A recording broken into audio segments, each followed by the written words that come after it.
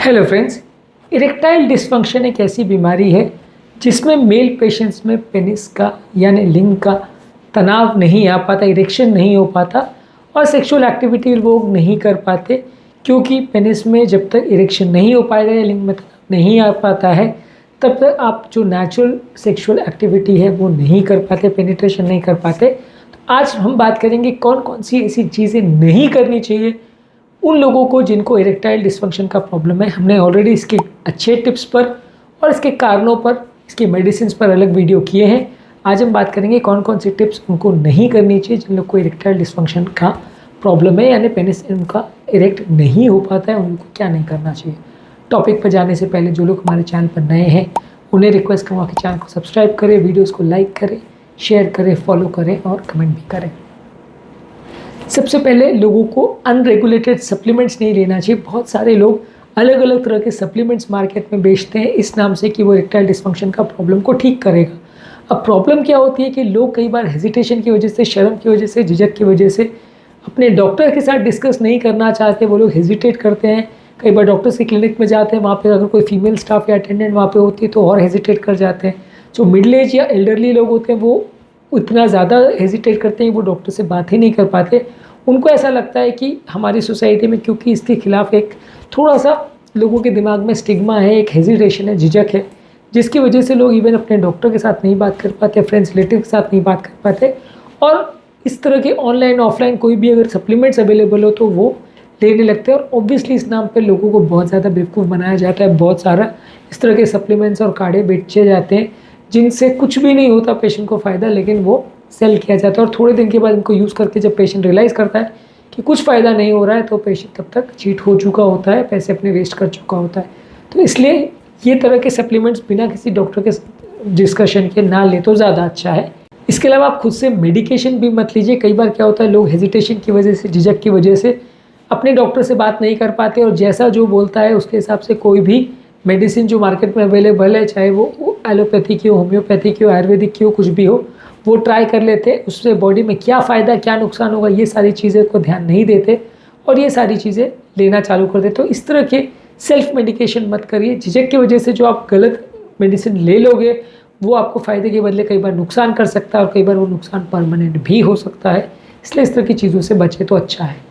इसके अलावा आपको बहुत ज़्यादा अल्कोहल नहीं लेना चाहिए। यदि किसी व्यक्ति को इरेक्टाइल डिस्फंक्शन का प्रॉब्लम है और वो अल्कोहल लेता है तो इससे सेक्सुअल एक्टिविटी और हार्मोनल लेवल्स पर आपको फ़र्क पड़ेगा, आपको ये प्रॉब्लम बढ़ जाएगी। इसकी वजह से आपको अवॉइड करना चाहिए व्यक्ति को अल्कोहल लेना यदि उसको इरेक्टाइल डिस्फंक्शन का प्रॉब्लम है। तो इसी तरह से स्मोकिंग या तंबाकू का सेवन करना भी नुकसानदायक है।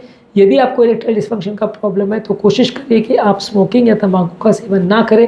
इससे भी आपको प्रॉब्लम होगी और इससे भी आपकी हेल्थ बिगड़ेगी और इससे भी आपको इरेक्टाइल का प्रॉब्लम, डिस्फंक्शन का प्रॉब्लम, ईडी का प्रॉब्लम ज़्यादा होगा। तो स्मोकिंग या तंबाकू को भी अवॉइड करिए। इसके अलावा कोई अगर हेल्थ कंडीशन है जैसे कि बीपी, शुगर, कोलेस्ट्रॉल, जो कि इस तरह की बीमारियों को ला सकता है, इनकी वजह से प्रॉब्लम हो सकती है, उनको इग्नोर करना भी एक इम्पॉर्टेंट मिस्टेक है जो लोग करते हैं। लोग अपनी बीमारियों को ठीक नहीं करते, जादुई काढ़ों के और जादुई नुस्खों के लिए जाते हैं और फाइनली बीमारी ठीक नहीं होती, उनकी बिगड़ती चली जाती है। यदि आपको ये प्रॉब्लम किसी दवा की वजह से हो रही है, किसी बीमारी की वजह से हो रही है तो उसको इग्नोर मत करिए और इससे ट्रीटमेंट करवाइए, तो इसमें आपको फ़ायदा होने का चांस ज़्यादा है। कई बार वो ट्रीटमेंट से तुरंत फ़ायदा हो जाता है, कई बार नहीं भी होता है, लेकिन गलत रास्ते में जाने में और गलत सप्लीमेंट्स लेने से कुछ भी फ़ायदा नहीं होगा, नुकसान भी हो सकता है। इसके अलावा इरेक्टाइल डिस्फंक्शन वाले पेशेंट्स कई बार इसको शरीर की दुर्बलता मान के बहुत हाई डोज विटामिन के सप्लीमेंट्स लेने लगते हैं और ये विटामिन के सप्लीमेंट जब वो बहुत हाई डोज में लेते हैं तो इससे उनको और साइड इफ़ेक्ट्स होते हैं। एक्सेसिव विटामिन की वजह से बॉडी में टॉक्सिसिटी हो जाती है। खासकर जो फैट सोल्यूबल विटामिन है जैसे विटामिन ए, डी, ई, के, ये बॉडी एक्सेस मात्रा में अगर हो जाए तो निकाल नहीं पाती है और वो आपके शरीर में भर जाते हैं और आपको नुकसान पहुंचाते हैं। तो आपको कोशिश करनी है कि आपको बहुत ज़्यादा हाई डोज विटामिन सप्लीमेंट्स या हेल्थ सप्लीमेंट्स नहीं लेने हैं। ये बीमारी जो है शरीर की कमज़ोरी की बीमारी नहीं है, इसके अलग कारण होते हैं। आप दुबले पतले हैं या कमज़ोर है, उससे आपका इरेक्टाइल डिस्फंक्शन से कोई लेना देना या सरोकार नहीं है। दुबले पतले लोगों का भी अच्छा इरेक्शन हो सकता है और बहुत ज़्यादा मस्कुलर लोगों को भी इरेक्टाइल डिस्फंक्शन हो सकता है। इसलिए शरीर की दुर्बलता के लिए जो चीज़ों का प्रयोग किया जाता है उसको आप इरेक्टाइल डिस्फंक्शन में प्रयोग ना करिए, ईडी में आपको इसका फ़ायदा नहीं होगा। इसके अलावा कोई इलीगल ड्रग्स जैसे कोकेन, एम्फेटामिन्स वगैरह जो है वो भी आपको नुकसान कर सकती है। अफीम वगैरह जैसी चीज़ों को भी अवॉइड करिए, इससे भी आपको प्रॉब्लम हो सकती है। इसके अलावा कई बार लोग साइकोलॉजिकल प्रॉब्लम्स को, जिनके वजह से ईडी का प्रॉब्लम होता है, उसको कई बार इग्नोर करते हैं, उसका ट्रीटमेंट नहीं करते। लोगों को ऐसा लगता है कि साइकोलॉजिकल प्रॉब्लम्स बोला मतलब पागलपने की बात कर रहे हैं। तो कोई भी व्यक्ति को अगर साइकोलॉजिकल प्रॉब्लम्स हो तो वो ट्रीटमेंट करने से बचता है, और जब ट्रीटमेंट करने से बचता है तो बीमारी बढ़ती चली जाती है। यदि आपको ईडी का प्रॉब्लम है तो साइकेट्रिस्ट से मिलिए, वो आपको काफ़ी तरह से मदद कर सकता है, अलग अलग तरह से काउंसलिंग कर सकता है, जिसमें आपको और आपके पत्नी को या स्पाउस को इससे फ़ायदा मिलेगा और दोनों का रिलेशनशिप भी बेटर होगा। और आपस में जो झिझक की वजह से, साइकोलॉजिकल प्रॉब्लम्स की वजह से जो इरेक्टाइल डिस्फंक्शन या ईडी होता है, उसमें आपको फ़ायदा मिलेगा। इसके अलावा अनसुपरवाइज हार्मोन सप्लीमेंट्स भी मत लीजिए।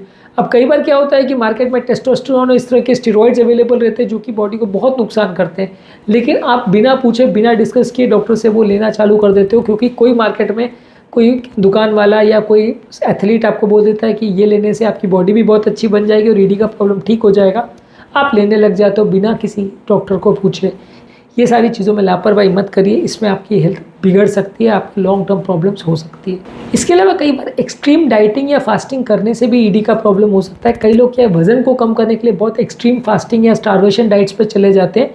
फास्टिंग 12 घंटे का या इंटरमिटेंट फास्टिंग करेंगे तो उसमें इतना प्रॉब्लम नहीं आएगा, उस उल्टा आपका सेक्सुअल परफॉर्मेंस इंप्रूव होता है क्योंकि एंड्रोजन बनते हैं। लेकिन अगर आप बहुत लंबे फास्ट करते हैं जिसमें आप वज़न को कम करने के लिए शरीर को पूरी तरह से स्टार्व कर देते हैं, तो उसमें आपको प्रॉब्लम्स डेवलप हो सकती है, जिससे आपको ईडी का प्रॉब्लम बढ़ सकता है। तो वैसे फास्ट पर जाने से पहले आपके डॉक्टर के साथ डिस्कस करें तो अच्छा है। इसके अलावा कई बार लोग वैक्यूम डिवाइसेस वगैरह का प्रयोग करते हैं, जो कि आइडियली विथ गाइडेंस ही करना चाहिए। ये सारी डिवाइसेस को बिना कंसल्टेशन के सिर्फ मार्केट से खरीद के अगर आप यूज़ करेंगे, बिना काउंसलिंग के, बिना प्रॉपर सुपरविजन के, तो आपको नुकसान हो सकता है। ये सारी डिवाइसेस को प्रॉपर डिस्कस करके सही तरह से इनका प्रयोग करेंगे तो अच्छा रहेगा। इसके अलावा कई बार लोग साइकोलॉजिकल एस्पेक्ट्स और इमोशनल वेलबींग को इग्नोर करते हैं। यदि किसी व्यक्ति को स्ट्रेस का प्रॉब्लम है, एंग्जाइटी का प्रॉब्लम है, डिप्रेशन का प्रॉब्लम है, तो वैसे लोग को सेक्सुअल एक्टिविटी करने की इच्छा ही नहीं होती और उनको ईडी का प्रॉब्लम बहुत कॉमनली होता है।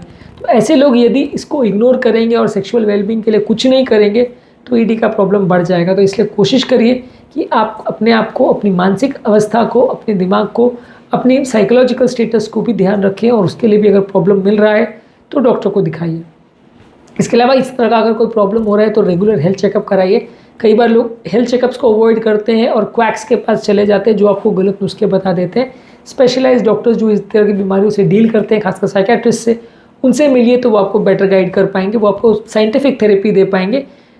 इरेगुलर या अनसुपरवाइज्ड या अनरजिस्टर्ड क्वैक्स के पास अगर आप जाएंगे, झोला छाप डॉक्टरों के पास जाएंगे, तो वो आपको कुछ भी नुस्खे बताएंगे जो कि मेडिसिन पूरी तरह से सेफ़ भी नहीं होती, मेडिकली भी सेफ़ नहीं होती, आपकी बाकी अवस्था को भी नुकसान पहुंचा सकती है। और झिझक की वजह से, हेजिटेशन की वजह से आप अपने डॉक्टर के साथ भी ये डिस्कस नहीं करना चाहते हो, जिसकी वजह से प्रॉब्लम्स और बढ़ सकती हैं। तो थोड़ा कोशिश करिए कि ये सारी चीज़ों को लेने से पहले प्रॉपर डॉक्टरों से डिस्कस करके फिर लीजिए तो ज़्यादा अच्छा है।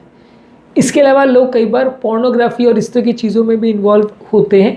अनरियलिस्टिक एक्सपेक्टेशन होने की वजह से भी कई लोग को ईडी का प्रॉब्लम हो जाता है। यानी कई बार पॉर्न्स को और इस तरह के मूवीज़ को जहाँ अनरियलिस्टिक सेक्सुअल एक्टिविटी दिखाते हैं, लोग बहुत ज़्यादा अच्छा इरेक्शन या अच्छी एक्टिविटी स्ट्रेंथ के साथ कर पाते हैं, ये सब चीज़ों को देख के भी कई लोग अपने आप को अंडर एस्टिमेट करने लगते हैं या इन्फीरियरिटी कॉम्प्लेक्स में चले जाते हैं, जिसकी वजह से ईडी का प्रॉब्लम हो जाता है। तो इस तरह को एक्टिविटीज़ को जिस तरह से मूवी देखते हैं वैसे ही देखिए, उनको बहुत ज़्यादा रियलिस्टिक मत समझिए।